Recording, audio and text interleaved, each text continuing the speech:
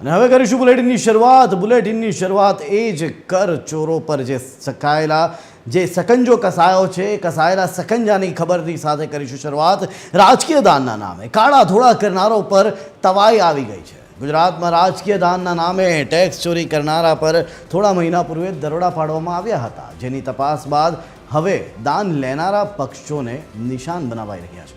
અમદાવાદ ઉપરાંત ગાંધીનગરના 3 સ્થળો સહિત ગુજરાતમાં 24થી વધુ સ્થળોએ રાજકીય દાનના નામે કાળા ધોળા કરનારા પર તવાઈ બોલાવાઈ છે.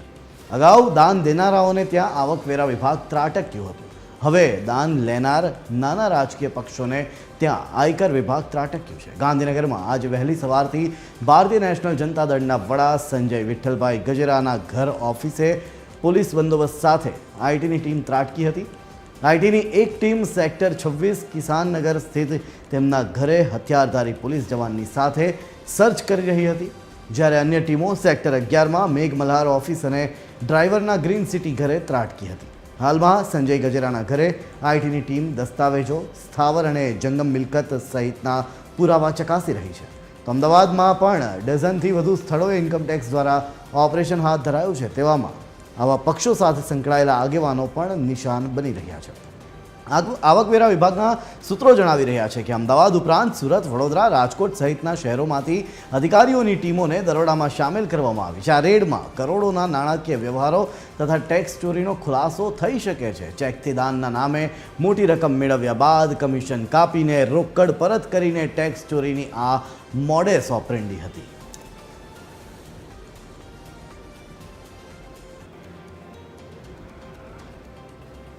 જ્યારે રાજકીય પક્ષોને દાનના બહાને કરચોરી કરનારાઓ સામે જ્યારે આવકવેરા વિભાગે આજે અમદાવાદમાં મોટી કાર્યવાહી હાથ ધરી, ત્યારે આશ્રમ રોડ સ્થિત એનસીપી કાર્યાલય ખાતે આઈટી વિભાગે દરોડા પાડ્યા. અનેક લોકોની સામે તપાસ શરૂ કરી, ત્યારે આવકવેરા વિભાગની ટીમો શહેરના 24 સ્થળોએ દરોડા પાડી ચૂકી છે, જેમાં રાજકીય પાર્ટીઓને મોટા પાયે ફંડ આપતા લોકોના ઠેકાણાઓ પણ સામેલ છે. આઈટીની આ તપાસમાં દાનની આડમાં મોટા પાયે કાળા નાણાંને સફેદ કરવાના અનેક ખુલાસા થવાની પણ શક્યતા છે. ત્યારે આ જ તમામ મામલે વિસ્તારથી વાત કરવા માટે આપણી સાથે જોડાઈ રહ્યા છે સંવાદદાતા સંજય પાસે, મારા સહયોગી સંજય પાસે જઈશું સીધા.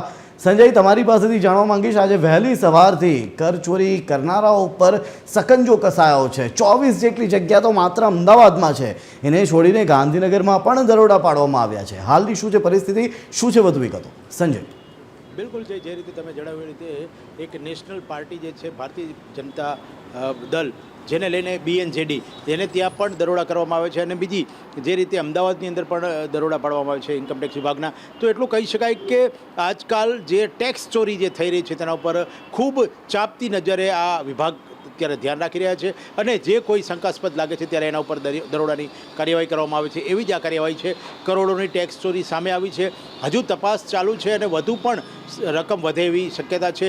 જ્યારે વાત કરવામાં આવે તો ભારતીય જનતા દળની જે વાત છે, વિઠ્ઠલભાઈ ગજેરા, જેમને લગભગ આજથી 7-8 વર્ષ પહેલાં આ પાર્ટીનું નિર્માણ કરેલું હતું અને ગાંધીનગરની અંદર ખૂબ ભવ્ય મોટો પ્રોગ્રામ કરેલો હતો અને અનેક લોકોને બોલાવ્યા હતા. આજે એમના નિધન બાદ જ્યારે એમનો સન એટલે કે સંજય વિઠ્ઠલભાઈ ગજેરા જે અત્યારે સંભાળી રહ્યા છે તમામ સુકાન, અને એવું કહેવાય છે કે એમની પાર્ટી સૌથી વધુ દાન લેતી પાર્ટી છે. એટલે જે રીતે કહી શકાય કે જે તમે ચોરી કરો છો ટેક્સની, તમે જેવી રીતે ઇન્કમ કરો છો, એ ઇન્કમની સામે તમારી પાસે જ્યારે હિસાબ નથી હોતા ત્યારે એને બેહિસાબી નાણું કહેવાય છે. અને બેહિસાબી નાણાંની અંદર જ્યારે તમે એનો કોઈ જેને કહેવાય કે લોકોની સામે કે કાયદાની સામે તમે એનો જવાબ નથી આપી શકતા, ત્યારે આ પ્રકારની કાર્યવાહી કરવામાં આવે છે અને કાયદાનો સકંજો. સંજય, મહત્વની બાબત એ છે કે રાજકીય પક્ષો દાનના નામે પૈસા લેતા હતા અને ત્યારબાદ એ બ્લેક મનીને વ્હાઇટ કરીને આપતા હતા, અને આ આખી મુહિમ એ જ વાતને લઈને ઉપાડવામાં આવી હોય હાલ એવું પ્રતીત થઈ રહ્યું છે. શું કહેવું છે આપનું? બિલકુલ, જે રીતે એક આ પ્રકારનો એક સિનારીઓ ચાલતો હોય છે કે રાજકીય પાર્ટી પોતે વ્યક્તિગત જ્યારે નાણાં લેતી હોય છે પોતાના પાર્ટી ફંડના નામે, ત્યારે એ નાણાંને પછી બીજા રસ્તેથી એને વ્હાઇટ કરવામાં એક આખી એક સ્કીમ, એક સ્ટ્રેટેજી ચાલતી હોય છે. આ પ્રકારની આ સ્ટ્રેટેજી ઇન્કમટેક્સ વિભાગના ધ્યાને આવતા આ પ્રકારની કાર્યવાહી કરવામાં આવી છે. કાર્યવાહીની અંદર અત્યારે જે રીતે કરોડોની રકમ જે રીતે હાથ લાગી છે, સાથે સાથે અમુક દસ્તાવેજો કે અન્ય પેપરો પણ હાથમાં આવે અને તપાસ ચાલુ છે, જેને કહી શકાય કે આવનારા દિવસોમાં કદાચ આ તપાસ જે રીતે વધુ બનશે ત્યારે વધુ પણ કદી માહિતી સામે આવે એવી પ્રકારની શક્યતા રહેલી છે. જય સંજય, સમગ્ર માહિતી આપવા બદલ. તો આવનારા દિવસોમાં આ થઈ રહેલા સર્ચ બાદ નવો આંકડો પણ સામે આવી શકે છે અને વધુ કેટલાક જગ્યાઓ પર વધુ દરોડા પડી પણ શકે છે. ત્યારે TV13 પહોંચ્યું હતું જ્યાં દરોડા પડ્યા છે એ પક્ષના કાર્યાલય સુધી. જોઈએ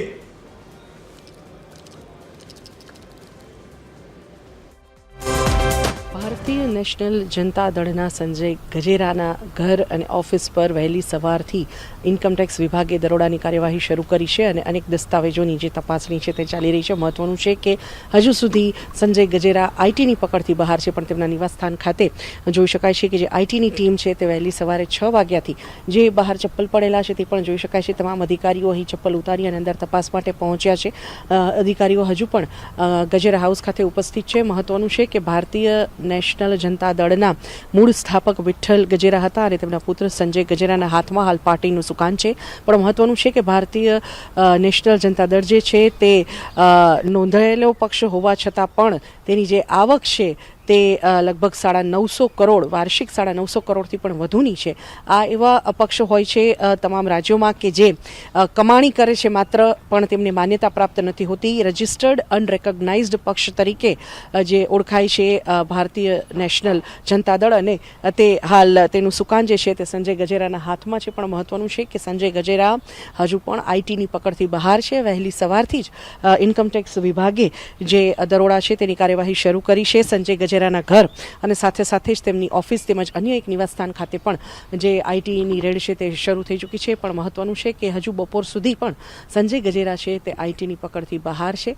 સવારથી જ તેમના જે પત્ની છે તે આઈટીના અધિકારીઓને તમામ જે જવાબો છે તે આપી રહ્યા છે. તમામ જે દસ્તાવેજો છે તેની ચકાસણી તેમના ઘર ખાતે ચાલી રહી છે. પણ સંજય ગજેરા જે છે તેમના લોકેશન મેળવવા છતાં પણ તે લોકેશન પરથી પણ તે મળી આવ્યા નથી. મહત્વનું છે કે સંજય ગજેરા હજુ પણ આઈટીની પહોંચથી બહાર છે. કેમેરામેન રાહુલ જાદવ સાથે સોનલ અનડકર, TV13 ગાંધીનગર.